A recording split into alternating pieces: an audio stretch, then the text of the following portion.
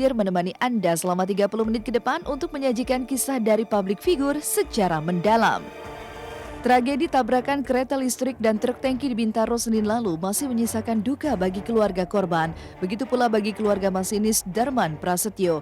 Rabu kemarin jenazah almarhum dimakamkan di tanah kelahirannya Desa Jenar Wetan, Kecamatan Purwodadi, Kabupaten Purworejo, Jawa Tengah. Sebelum dimakamkan, jenazah disolatkan dan dilepas dari stasiun Gambir untuk dibawa ke kampung halaman.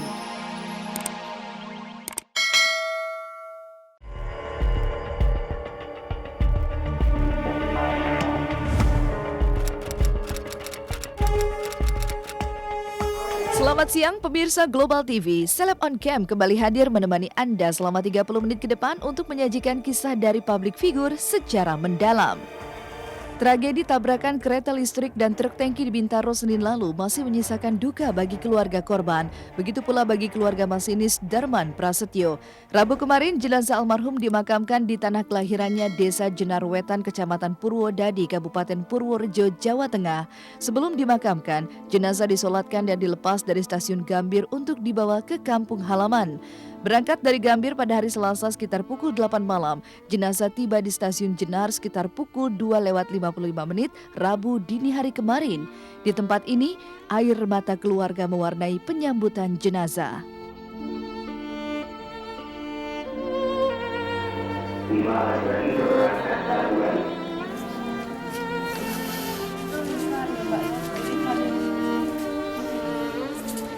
Tadi berangkat dari Jakarta pukul 20:20 ya, dari Gambir untuk menggunakan kereta api Argo Lambu.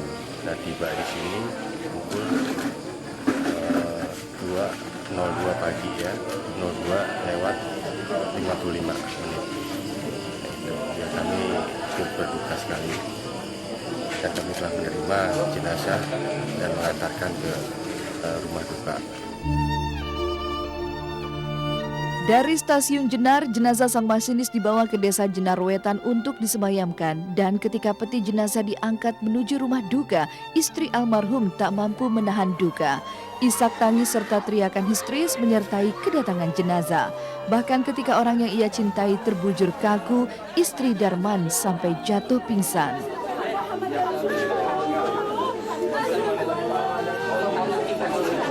Yang membawa KRL itu adalah Darman, alias anak saya itu. Suka bercanda sama teman-teman gitu. Pokoknya sosoknya ngangenin sekali. Ya waktu masih pendidikan bareng dulu ya di Bandung sama di Bekasi itu sampai sekarang masih nggak bisa dilupain sama kita semua gitu, satu angkatan. Keluarga tentu tak pernah menyangka bahwa sang masinis yang masih berusia 25 tahun harus meregang nyawa dengan cara tragis. Dan ungkapan untung tak dapat diraih malang tak dapat ditolak seolah menjadi gambaran atas tragedi Bintaro 2 yang merenggut sejumlah nyawa. Dengan duka yang masih menyayat luka, keluarga mengantarkan jenazah ke tempat peristirahatannya terakhir seperti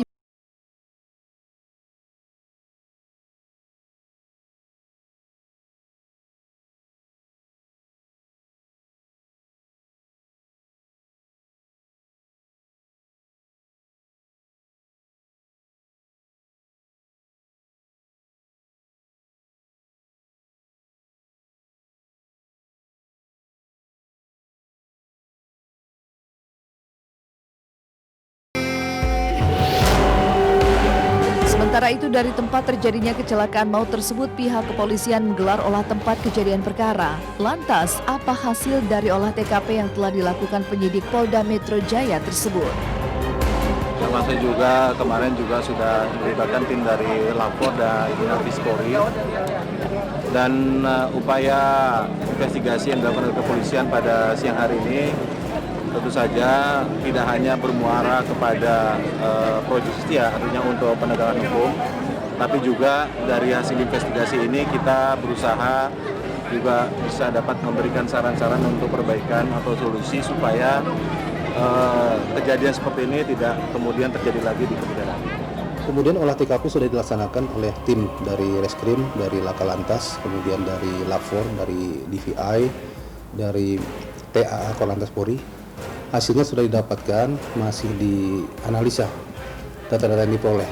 Jadi kita hanya menunggu beberapa waktu lagi untuk bisa diterbitkan hasilnya.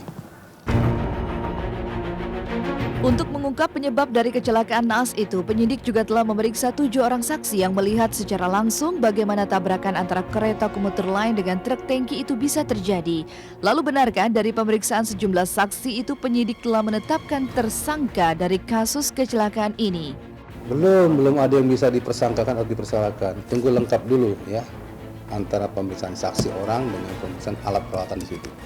7 sebagai saksi, yaitu penjaga pintu kereta, kemudian ada yang menyaksikan di lokasi TKP, kemudian yang di pos kamling.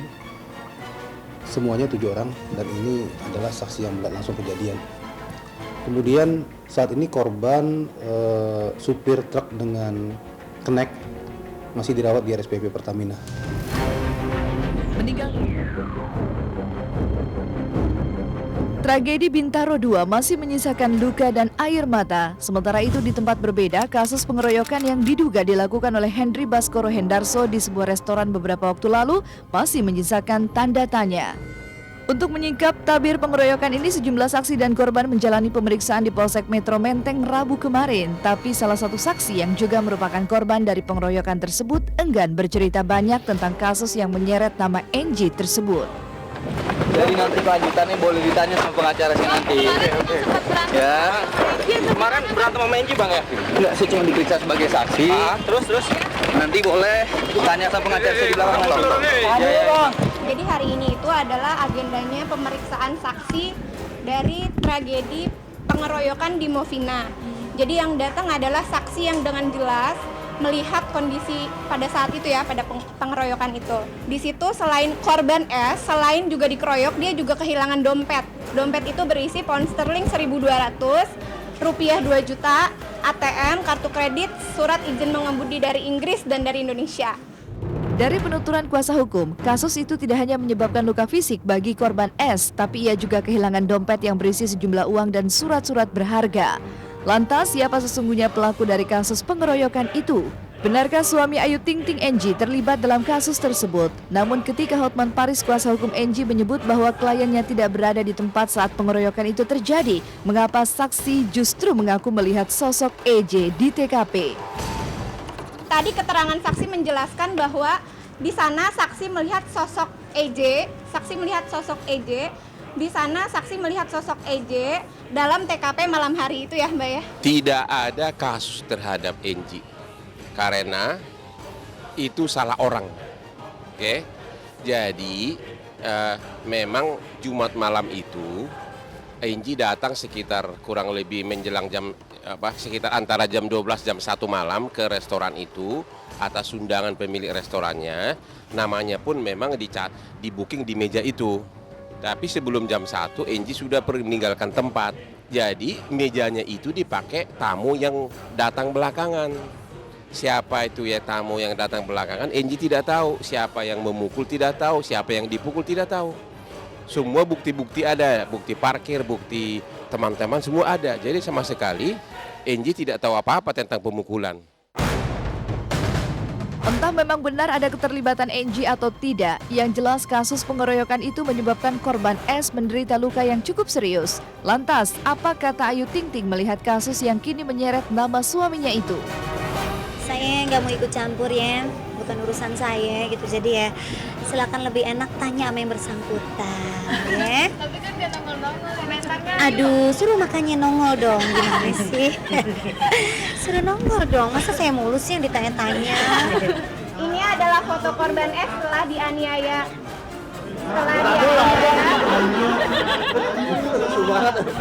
Ini adalah foto korban S setelah dianiaya dan dikeroyok. Kepala korban robek, matanya pembuluh darahnya pecah. Jadi dalam hal ini kami memohon agar penyidikan diselenggarakan dengan transparan dan segera menangkap para pelaku. Salah orang. Jadi bukan NG, pelakunya NG tidak tahu, yang dipukul juga tidak tahu. Oke? Sikap Ayu Ting Ting seolah menegaskan bahwa tidak ada lagi nama Angie di hatinya. Bahkan ketika salah satu sahabat Angie, Baby Sexyola, mengaku bahwa suami Ayu itu bukanlah sosok yang temperamen, Ayu Ting Ting sendiri justru tak ingin ambil pusing dengan segala masalah yang menimpa sang suami. Baginya, kesehatan si jabang bayi jauh lebih penting daripada memikirkan masalah yang ia anggap bukan lagi menjadi urusannya. Kan saya bilang dari dulu, mau yang di luar ngelakuin apa terserah, silakan. Yang penting saya di sini udah sama anak, sama ayah, sama ibu, sama keluarga besar saya. Udah tenang, udah enak, alhamdulillah. Jadi saya nggak mau ngurusin di luar-luar sana yang menurut saya. Justru orangnya nggak temperamen atau gimana baik-baik aja. Yang aku bilang Angie itu di klub mobil itu ya cukup religius gitu loh. Tapi kalau seandainya ada terjadi seperti itu, ya setiap orang mungkin sabar itu ada batasnya gitu ya. Mungkin ada yang memancing dan dia udah bener-bener yang udah nggak kuat, mungkin ya. Saya juga kurang tahu sih gitu, dan saya nggak mau ikut campur juga gitu ya. Jika Angie, suami Ayu Ting Ting, tersandung kasus pengeroyokan, hal itu berseberangan dengan apa yang sedang dialami Satrio Yudi Wahono alias Piu. Kemarin Piu meresmikan salah satu usaha barunya. Tak heran senyum kegembiraan terlukis jelas di wajah musisi itu. Keberadaan Flo, sang istri yang tak jelas rimbanya hingga kini, tak membuat musisi itu larut dalam kekhawatiran. Justru Piu seolah menikmati momen sebagai orang tua tunggal pasca menghilangnya sang istri. Apakah ini menjadi tanda jika cinta Piu untuk Flo telah pupus? Siapkah Piu mengurus anak-anaknya sendirian? Sekarang saya lagi senang-senang untuk bisnis, ya udah saya jalanin bisnis. Besok saya harus perform di acara salah satu stasiun TV, ya udah semua harus di-enjoy, semua harus dinikmatin. Kebetulan sih anak-anak saya bisa bagi waktu, jadi saya itu kebetulan morning person ya. Saya bukan seorang seniman yang tidurnya malam terus tidurnya molor, bisa 10 jam tidur. Saya tidur paling setiap hari itu antara 4 sampai 5 jam. Setiap hari saya bangun jam 6 pagi, terus setengah 7 saya udah siap-siap untuk anak-anak sekolah. Kadang kalau sopir nggak ada saya nganterin, tapi yang pasti saya harus di depan mereka, di depan pintu untuk mengantar mereka sekolah.